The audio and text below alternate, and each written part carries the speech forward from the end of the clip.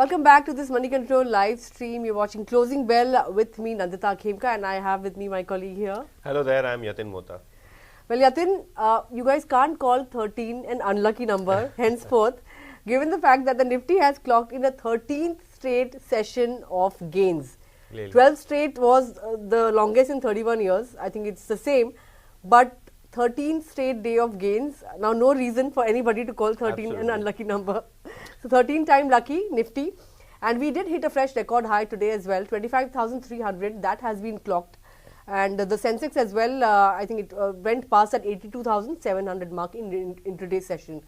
But we did cool off from the day's high, but managed to end in the green. But the broader end of the markets were out of favor today once again. So, the Nifty mid and small cap indices ended in the red. The breadth as well was negative. The NSE advanced decline ratio was 2:3 today. And if you look at the sectoral movers, FMCG and PSU banking pack, these two were leading from the front today. Autos were out of favor given the fact that the auto sales figures for the month of August were a mixed bag once again. Two-wheelers fared better than four-wheelers. And that's why we saw some of the two-wheelers do well today, but some of the four-wheelers like Tata Motors were under pressure. Pharma that had seen a good run today cooled off a bit. We saw pharma names like Cipla, Dr. Reddy's, all of them under pressure. Realty was also among the sectoral laggards. But Bank Nifty managed to keep its head above the water today, ended the day in the green. In terms of individual movers, of course, you had Bajaj twins, Bajaj Finance and Bajaj Finserv leading on the gainers list today. Of course, on the back of the Bajaj Housing IPO that will open for subscription next week. So ahead of that, you know, these two counters were buzzing. Some of the other movers were the likes of Hero Moto, Bajaj Auto. You know, as I said, auto sales figures for two-wheelers were better than four-wheelers. So the stocks reacting to that. HCL Tech was also among the gainers. On the losing front, you had Hindalco metals. Were out of favor today. Some China data had come out over the weekend, not very encouraging. Dr. Reddy's, Tata Motors, NTPC, Airtel, ONGC were some of the other losers. But Yatin, broader markets were out of favor, but we had Gujarat Gas. That stock was on fire today. Absolutely, and Gujarat Gas, that is one stock we need to mention today because there was a merger between the Gujarat Gas and gas trading companies. Obviously, Gujarat Gas is the mother company in which most of the businesses will get merged, and eventually the gas transmission business of GSPL will move out. Now, if you look at the ratio, every 10 shares of Gujarat Gas will fetch 13 shares of GSPL, and vice versa. So that is the broad merger ratio. Today Antique has come out with a note in which they have increased the target price to 726. And most importantly, if you look at Gujarat Gas, the target has been increased because there is a 7,200 crore carried forward loss benefit that the combined entity will get. Not only that, Gujarat Gas will get the lucrative gas trading business, which is expected to yield better, in terms of profitability and turnover. Obviously, if you look at the city gas distribution business of Gujarat Gas, that is something which will not remain as a pure play. But yes, a lot of these gas businesses, something like a gale is created when it comes to this Gujarat PSU merger for gas. Also, small synergy benefits are expected because of lower indirect taxes as well as cost savings because of the merger. So, all in all, the street is giving a thumbs up to the merger, and the stock today moved nearly 12% intraday, finally settling almost 11% higher in trade. That's true, 11% higher in trade. But Yatin, just want to say that although the street has given a thumbs up, Jefferies has taken a contrarian view.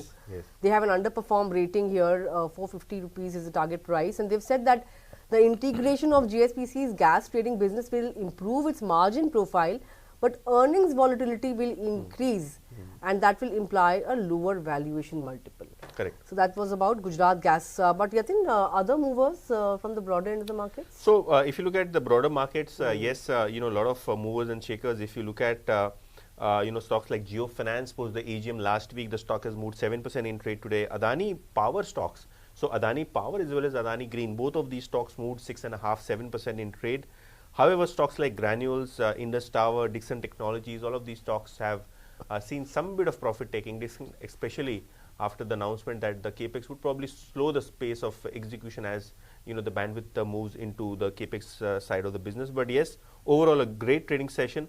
Stocks like Bajaj Holding, Kalyan Jewellers, UTI AMC, Radico, M&M Finance, Eris Life Sciences hitting fresh 52-week highs. All right, those were the movers and shakers. But very quickly, before I move on to the other stocks that are on our radar, I just want to take you through, the auto sales figures that have come out very briefly. Two-wheelers did better than four-wheelers, and that was reflecting in the stock prices as well today. Passenger vehicles, in the four-wheeler pack, outperformed commercial vehicles. In terms of two-wheelers, TVS, Hero Moto, Bajaj Auto, all of them reported better than expected sales figures. Total sales for all these players were up anywhere between 5 to 16% on a YY basis. Motorcycle segment remained the leader. From the four-wheeler pack, if I have to mention, Tata Motors among the top laggards today. Sales missed estimates. CV segment was a big drag. Maruti Suzuki auto sales were, August sales rather, were in line with estimates, down 4%. That was the expectation on the street. UV, utility vehicles saw improvement on both YOY and month-on-month terms. The compact segment, however, remained under pressure for Maruti. And for M&M, the August sales were better than estimates, up 9%. SUV continues to lead growth for this automaker. Aside of that, Yatin, what did well today was Bajaj Finance. That's one stock on my radar today. Given the fact that we will have the Bajaj Housing IPO opening up on the 9th of September, and the IPO price band will be decided tomorrow, 3rd September. So that's something that Street will be watching out for. The company will be raising 3,000 crore rupees via the OFS route and 3,560 via the, fresh issue route. So 6,560, that's the total size of the IPO. Now, Bajaj Finance is also buzzing because there was a note by Incred where they have added the stock to its high conviction list, citing valuation comfort as well as the fact that it has a very wide client base, and in terms of delivery also, it is best poised vis-a-vis its peers. Aside of that, it has the best in class turnaround time. That's what Incred is saying, and it has a wide customer database, innovative tech platform, efficient management pedigree. So all these reasons have led Incred to add the stock to its high conviction list. In terms of target price, they have pegged the target price at 9,000. Yatin, the stock has been doing well over the last 1 month, although it started the year on a iffy or subdued note, but it has picked up pace in the last 1 month. I think it's somewhere around 10 to 11% higher. On a YTD basis, it's higher by just about 2% or thereabouts. The asset quality concerns are there for Bajaj Finance, but rural improvement in rural scenario is something that could bode well, and superior growth, conservative underwriting, and top-notch return ratios are something that Incred is focusing on. Asset quality concerns are overdone because of improvement in rural scenario. And they are expecting positive surprise with better than expected revival in the rural scenario. And of course, aside of that, if you look at the stock valuations, the target price of 9,000 values the stock at 5 times its FY26 forward book value.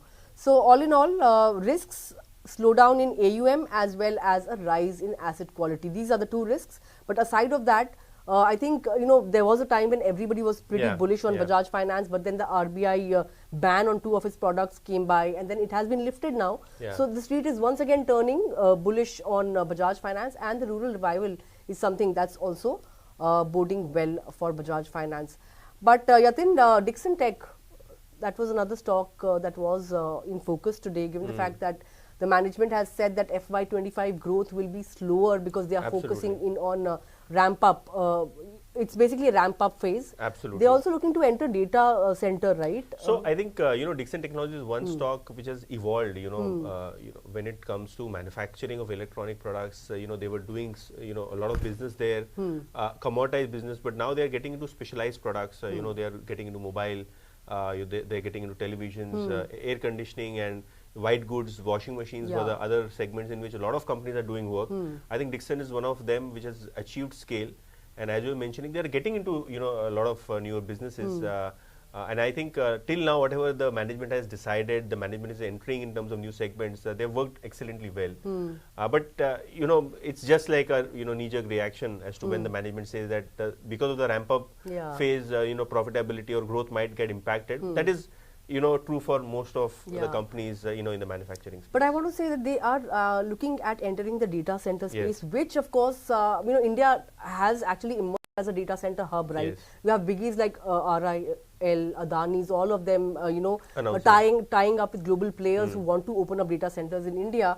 And of course, Reliance Industries also in its AGM had mentioned that they will be opening one in Jamnagar pretty soon, right? So, Dixon Tech is the latest one to actually look at entering this space. In fact, they are also in talks with a couple of global OEMs for servers. I also want to mention Castrol. They are entering into lubricants for cooling down data centers. Yes, so the opportunity is huge, and the company is looking to tap that. But management, of course, has also said that they are aiming to achieve 48,000 crore rupees in revenue over the next 6 years in IT hardware. Mobile business is doing well, so other businesses are doing well.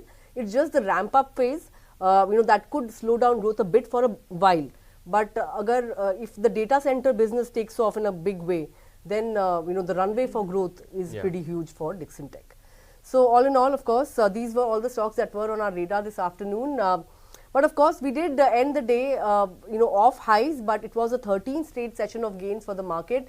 Seasonality factor, could play spoil sport because September, if you look at the last 10 years data, 6 years out of 10 years, out of the last 10 years were negative returns in September. So, but let's see whether we can defy this trend this time around, because as everyone keeps saying that India is at an inflection point. So you never know that we may defy this seasonality and actually clock gains in the month of September as well. But we can only hope to find out at the end of the month. But for now, no complaints, everything going well for the markets. And with that, of course, we've come to the end of this edition of Closing Bell. Thanks a lot for tuning in from Yatin and me. Have a great evening and come back and join in again tomorrow morning at 9 AM on Opening Bell with me. Thanks a lot for watching.